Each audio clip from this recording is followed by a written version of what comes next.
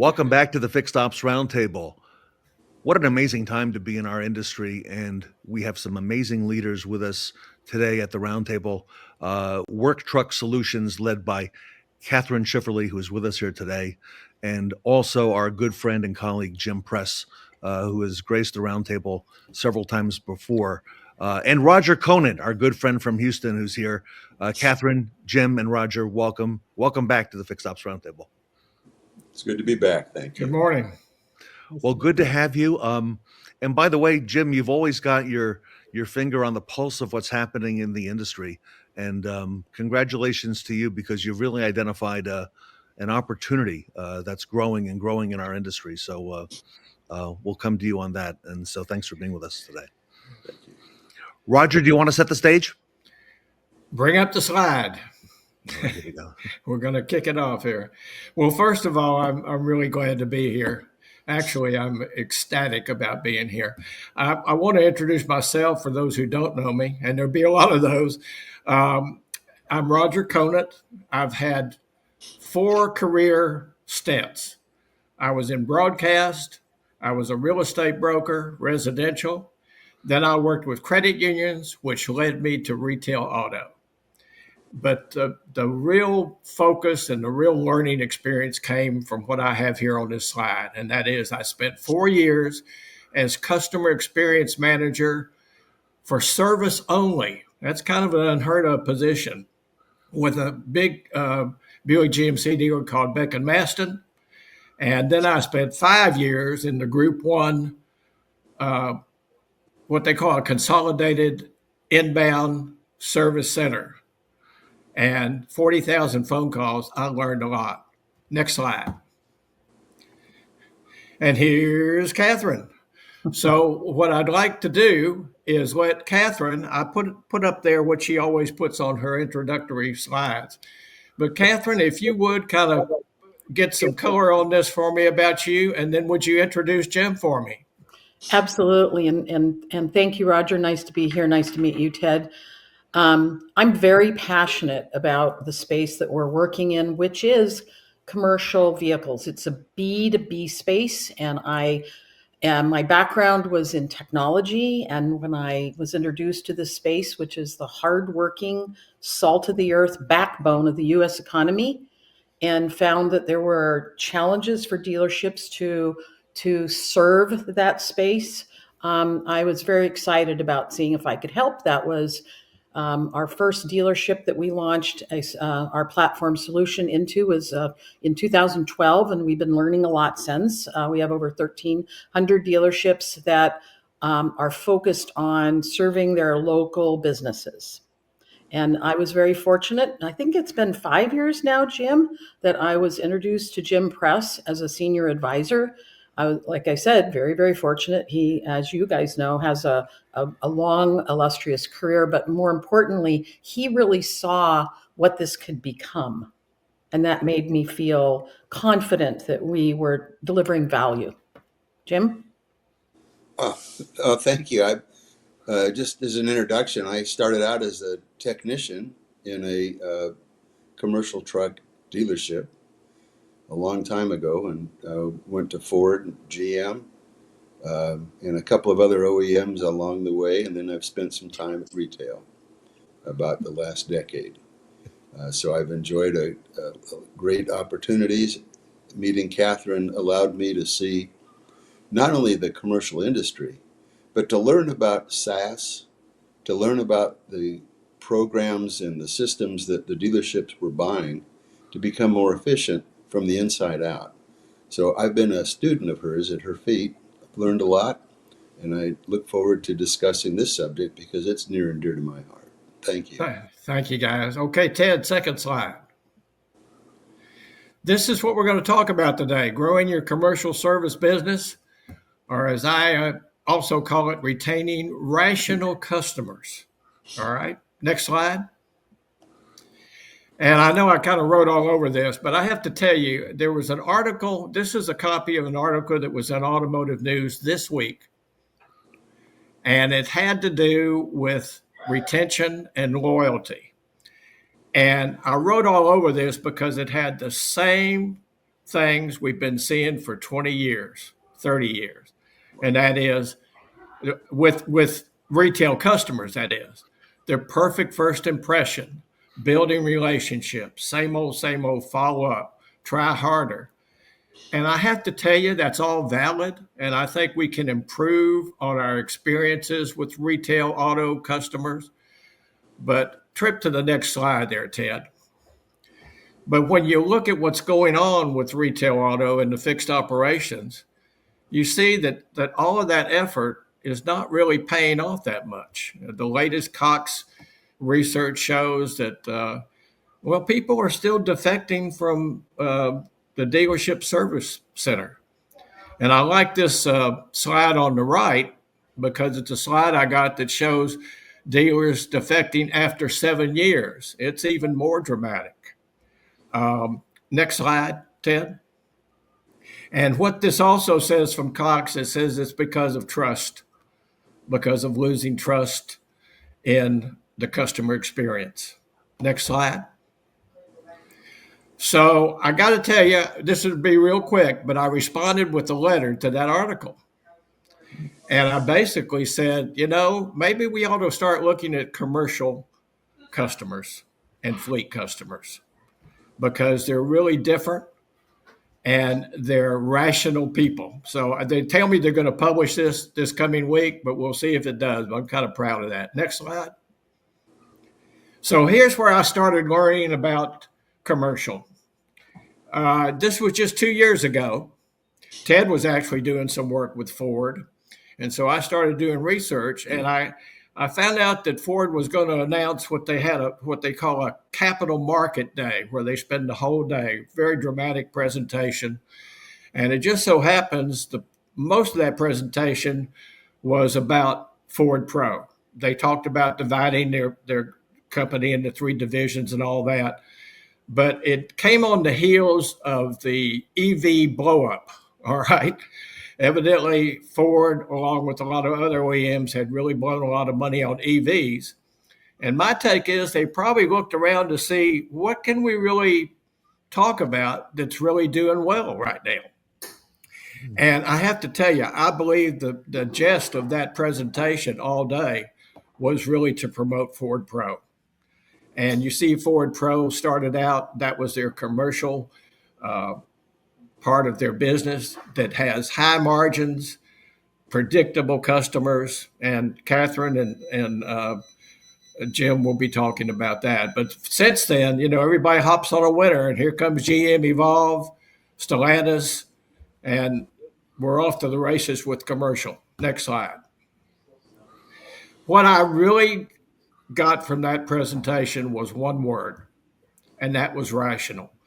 In all my years of dealing with retail customers, I don't think I ever dealt with a rational customer, okay?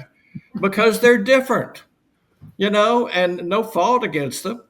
They just have their emotions involved. It's not black and white. It's the furthest thing in the world from B to B. The furthest thing in the world, and I'm not going to read all this to you. I will read this. It says, behavior or decision-making deviate where behavior or decision-making deviates from what would be considered logical or rational, often driven by emotions or biases rather than objective factors. I won't read the rational part.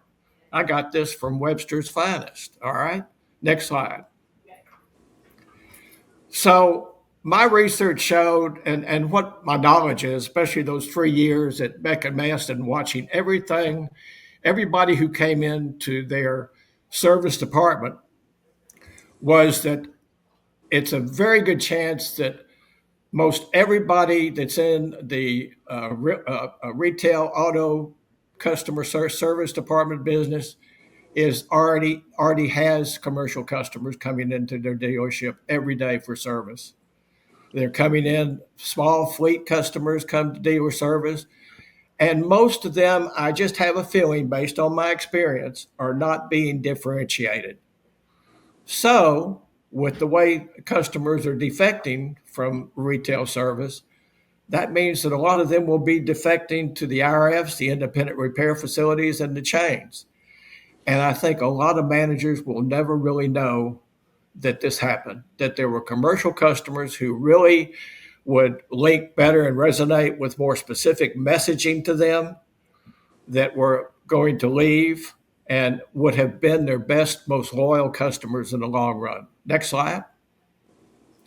So I'm going to kind of turn this over to Catherine and to Jim a little bit, but I'll just say, who are they, commercial customers, and what do they want? And I'll just tell you that Catherine's figure is 51% of today's fleets have 5 or less vehicles. These people need help. They need distinction. They need to have the perception that you know their business is different. And Catherine, if you just take a few of these that I've mentioned here, and kind of I'll turn this over to you and Jim to do a little extra color here. All right. You bet. I'm very passionate about the difference between B2B and B2C. And you know, you've definitely nailed it there, Roger. These are local businesses, and I've talked to OEMs. By the way, we power the tier 1 sites for all of the many of the OEMs. So we are showing commercial inventory uniquely searchable by what that vehicle actually became, because of course the OEMs only have the cab chassis information. It's an F450 or whatever, or the van, and we know what it became, and that's really important to the buyer. I mean, there's a big difference between a dump truck and a flatbed, right? And so that was kind of how we got started, was solving that problem. But then what we realized is, like you said, if they're not treated differently in the lane, in the service lane, they're going to be gone because they have a priority. They're not waiting for a coupon to come in and do service. They need to be back up on the road. They're losing between $2,000 and $5,000 a day because their main tool, their vehicle that they have someone, you know, who is using to generate that revenue is down. And so just that thought of thinking differently about that customer is the first really big step that's missing. And you, Ted, we were talking a little bit about this, you know, mobile services that have sprung up, the building of bigger bays and focusing the actual focus on repairing medium duty vehicles and stuff like that. But it really just starts with acknowledging that uptime is important, that the commercial customers need to be recognized uniquely. And I don't know when you want to start talking about what that converts to. Once you've done that for a business, they become absolutely loyal because they're not in the business of managing their fleet. They're not in the business of taking care of that. And if you've done that for them, they will come back, and that starts translating into all sorts of other good things. There's, you know, people that work at the business. There's owners of the business. Yeah. What I try to explain to dealers is that once you crack that, you've now found a way into keeping people loyal for your entire dealership. And Jim, why don't you kick in a little bit here with a little word here about what your thoughts are? Okay, well, I really fully aligned with the comments that you started with, and this is a great forum. And for those that are watching, you know, hopefully we can put in perspective not just where we are today, but the future, the potential, and why it's the right thing to be doing. You know, when I started, service was the back end of the business, and the dealerships were mainly sales organizations, and they had to fix cars. And you knew that service always meant the second sale. That's always been the truth in terms of all the things you say about being generating customers for life and money. But over the past number of years, dealership business has become corporations. They're no longer a sales company. It's now, when the publics came in and the large groups became corporations, the business became much more formal. and it were investments and returns and good decisions. At the same time, the car business, the OEM business, is a very high break-even business, which means that volume is what they make money on. The last 10 or 15% of volume. And so inventory pressure to sell, ad sales have compressed the sales profit opportunities and have left the dealers primarily with their largest margin is in service and parts. So it's 70% margin in service. And so the business has become service centric. The second thing that's happening is we see the entry of mobility. Mobility is not just fix a car when it breaks. People and dealers want someone to take all these jobs that individuals are doing, package them, and make their life easy and make their business decisions better and make profit for them. And so we're transitioning from when we looked at gross profit per car, when we sell it, to mobility, which is making pennies per mile driven of the entire fleet. And when you do that, the business becomes so much greater. It becomes trillions of dollars, not billions. And the commercial business is the entry into mobility for dealers. And speaking of that, run to the next slide there if you would, Ted. And I want to put up a couple of things here. The next one. This is from Catherine's webpage, not that one, but back up one. This is actually from Catherine's web page. And Catherine and Jim, would you take a one or two of these and kind of speak to it, expand on it a little bit? Well, my favorite ones are loyalty, because you're providing value. That's what makes this a rational business. The dealers are, as Jim was talking about, they're measuring their return on investment, right? They're measuring their goals.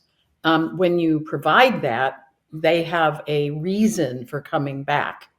And that reason is not about their cost. Like I joked about, I use a coupon to go do my service, but they don't. And so there's never an argument about the cost, right? It's about the value. That's the part that I like. How about you, Jim? What's your favorite part? I like, well, first of all, margins. The commercial repair business is worth 2.5 to 3 times what retail repair business is. But Roger, I'd like to change this a little bit, not how commercial customers are different, but how the commercial business from a dealership is different, where you invest in a completely different structure, capital, facility, technicians, systems, and processes. And that I think for the audience, instead of looking at this as a way to talk to individual customers, make the commitment to get into the business from the top to the bottom with the appropriate facilities, the appropriate opportunities for your people, and go after this business, every element of it, from building the relationships to getting the vehicles fixed quickly, mobile. And if you want to look at those that have done well, they've gone all in. And you can't do this just a little, put your toe in the water. You've got to look at it as a business that's separate. It's a new profit center. And to me, this commercial business is going to be much bigger. The way F&I started 20 years ago as a little corner part of the business, now look at it, it's our major part of our gross. This commercial business will become your largest profit center and the entrance into mobility, which is your future as a dealer. Jim, I know one of the OEMs that we've been working with that has a very substantial presence in commercial with commercial vehicles for their dealers and service centers recently told us they were concerned about throughput. They told us that the average time for a commercial repair order, RO, to be open from the time it's open to the time it's closed, and I was astounded by this figure, is 8 days nationally. Opening a RO to closing it. And they were very concerned because that's, Catherine, that's 8 days of a vehicle being down. That's 8 days times the math that you Right. mentioned a little bit earlier, and all that valuable time. If you'd like to weigh in on that. Well, I do think that differentiation, that is not differentiation. You know, that's the idea that there's a business opportunity and you're just going to do it the same way that you've been doing everything else. That's not understanding the market and the needs of the market. Um, I know that the OEMs have come out with more packages and services. I mean, that slide that you showed with each of the OEMs having now their commercial focus, and they want to help the dealer um, be a more comprehensive solution for businesses. But that's different than understanding that what the business needs are. And like Jim said, that's where you've got to start. You've got to say that's not acceptable. They're talking about the future. There are ideas around, fleet as a service. There are things that could come out of this that would allow the dealer to have even newer models of revenue, where they can actually start mitigating those kinds of uptime issues. Yeah, it's just a big opportunity, and you can dabble in it. And Roger, you said it. Everybody is in it, whether they know it or not right now. There's ways to start looking at it and understand every market is a different opportunity too.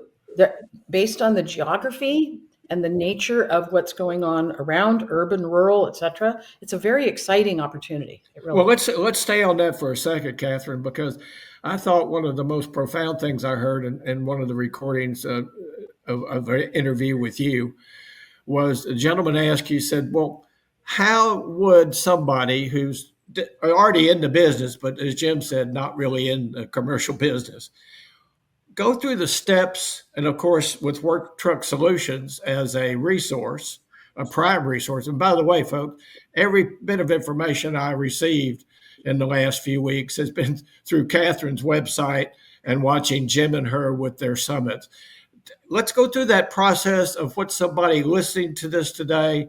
Okay, I want to know more. I want to either do better at what I'm doing, or I want to go more all in. Catherine, why don't you take us through that?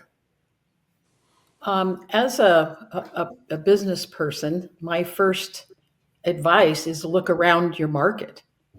Look at your market and say, what do I see? And by the way, I'm infecting everybody right now, because here's what happens. You hear about commercial vehicles, you look at them, and then you start seeing them everywhere.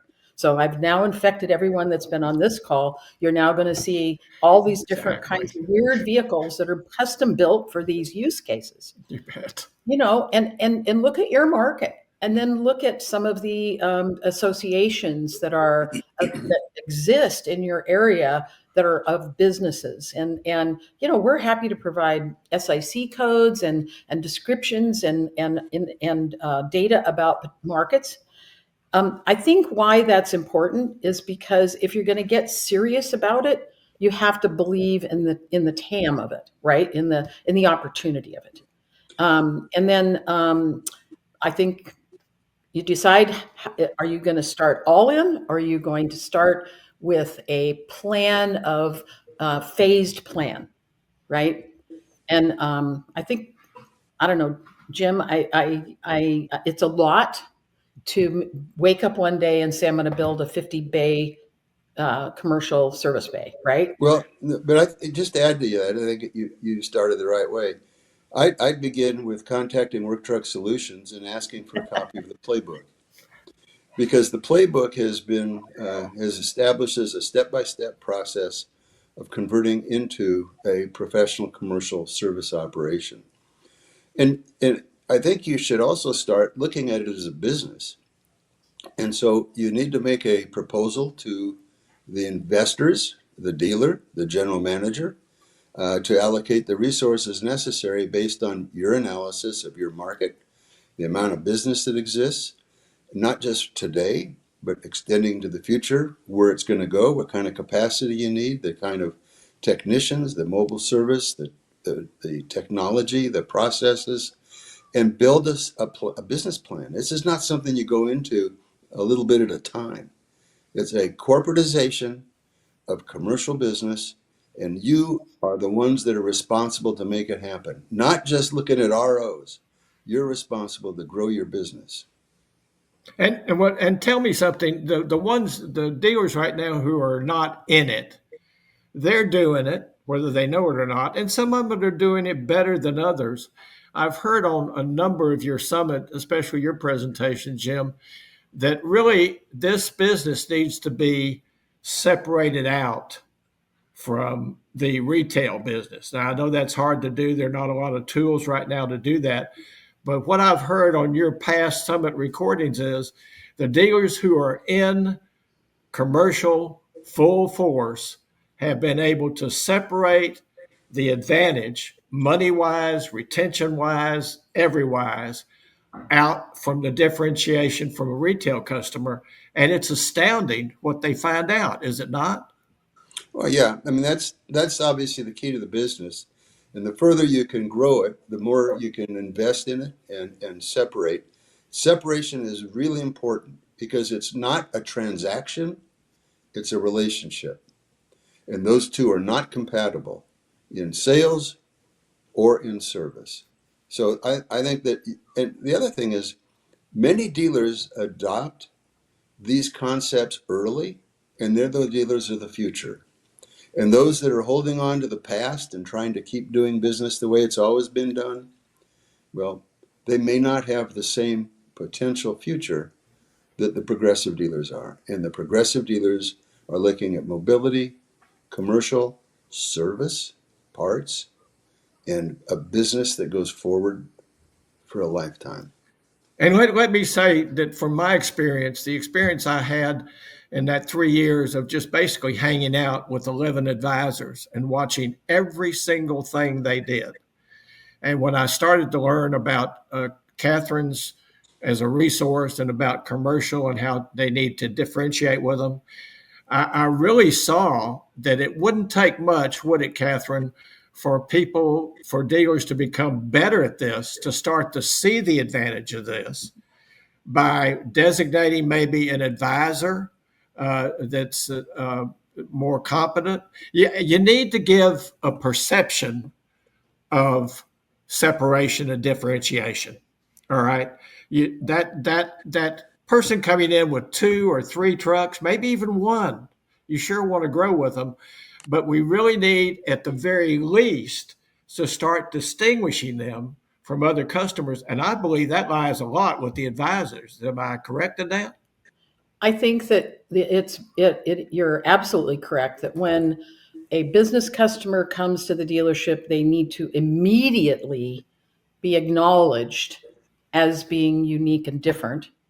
And whether it's, I'm not fully up to date with all the different ways that you would pull them out of whatever side lane everybody's in line and move them over somewhere else and say, we're going to get to you like right now. But that's what you have to say and do. And it's not just perception though, Roger. It's the difference of 8 days, Ted, and 2, right? Well, Catherine, that's a Catherine, management thing. if Yeah. I can just follow up, Jim mentioned the playbook. Is that a resource that's available to our audience? How do we get that? And tell us a little bit more about what Work Truck Solutions can do for our audience. You bet. And please just email us at info@worktrucksolutions.com. I know that you're showing that URL, so just use info. And over a couple of years, we've built this playbook focusing on each of the different departments and needs in the entire dealership. But I will say that over the last few years, the service part of the business has become a really clear differentiator. You've seen that with Ford's launch of the 2 things that they're focusing on, which is the mobile service, which, by the way, has become extremely successful. They require certain program dealers to have one or more of these mobile vehicles. And then over time, they've learned about which services make the most sense to take out, which ones they can't take out because of, complexity. And the really smart ones, and we did a webinar the other day with a young man in Northern California. They've really differentiated the kinds of services and the levels of the service provider. So they've done really good at saying, well, here are the really, certified, excellent people over here doing this work. We can use completely, easily trained people to do this set of services, which Ed is, Ro- Ed yeah. Roberts, who is at Bozard Ford Lincoln in St. Augustine, Florida. We just visited with him recently. He's here. He's one of the anchors of the roundtable. They now have 48 Ford mobile service Wow. trucks, There you and go. about 2 years ago they had 10, and they were the leader. 48 today. And I said to Ed, Ed, where's this going? He said, Ted, the customer satisfaction on mobile service by going to them and making it convenient is off the charts. There are months where we have perfect CSI just Yep. from these mobile service. He said, Ted, I can foresee us going to 200 mobile Wow. service units because it frees up our shop. And like you said, they've learned a lot by doing this. So they have certain trucks for different operations, but it's amazing how the dealer body has adapted to this. And what percentage of that mobile service is commercial versus retail? A high percentage. That's right. And A that's high where, percentage. and it's not just because of the need, it's because of it's the margins of going to one place and finding, 50 trucks or 5 trucks to service. So it's very mutually beneficial to the margin for the dealership as well. Jim, isn't Absolutely. it great how the dealer is innovative and is resourceful and always seems to figure a way? And this is a great opportunity, like you mentioned, F&I was years ago. Now it's in commercial. Well, yeah, that's the great part of our business, and that's what I've always loved the dealers. From that standpoint, today's everybody last month they were all talking about tariffs. Of course, it's a concern. The dealers will find a way. They did during COVID. They will always find a way to see the future, and that's why the manufacturers that think some dealers aren't necessary are going to lose, and the franchise dealer system will be here much longer than we will.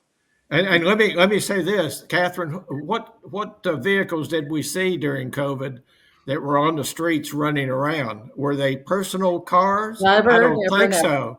I think it's what really triggered, like I've spent since in 2007, I started publishing Ford Pros magazine, which we created. And it was all about commercial. Wow. But no one acknowledged that commercial was a thing, really. Yeah. And Yeah. it wasn't until I think that happened that people recognized A, that it really existed, and B, the other thing when I would talk to folks about it, about why aren't you investing at an OEM level in more commercial, they'd say, well, it's a steady business. We don't have to. I'm like, wait a minute, that does not make logical sense to me. And oh, but the retail people, we have to spend a lot of money to figure out how to talk to them. Of course, they're irrational, as we all know, Roger, right? So then they started realizing that if it's a steady business, why wouldn't you invest in that? And think Well, about that in the dealership market, right? well, and I have to tell you, instead of chastising dealers for being a legacy business, I look at it this way, Catherine and Jim. I look at it as a very many moving parts of opportunities, moving opportunities. There are so many opportunities. My focus is fixed operations. I spent 1 year selling cars so I could walk in their socks, and I immediately headed back for the back end, which is the new front end. All right. And I have to tell you, the one thing that I'm always been looking for as a rational customer, we may even have to give the dealer some counseling on how to deal with rational customers. I'm just, Well, and you I'm kidding and about that. I'm kidding. yeah, well, Maybe Ted, not. you asked what we can do. Work Truck Solutions is absolutely available anytime to help a dealer assess their business opportunities and what the steps are. Happy to provide the playbook, but also really dive into the market specifics for them. And they're the only ones that I've found that will do that. Ted, I'm really grateful that we gave this segment of the business some time, and I hope we give it more in the future. Jim, I'll give you the last word. The last word is stick with Ted Ings. He's been a foundation of fixed operations for as long as I can remember, and he knows what's happening. So listen to what he says, follow it, and you'll be successful. All right. Well, thank you so much. We'll leave it there. Catherine Schifferle, Jim Press with Work Truck Solutions. Everybody can learn more on the web, worktrucksolutions.com, worktrucksolutions.com, info at Work Truck Solutions. Roger Conan, thank you so much for being a big part of what we are doing here today. Work Truck Solutions, everybody, here with us today at the Fixed Ops Roundtable.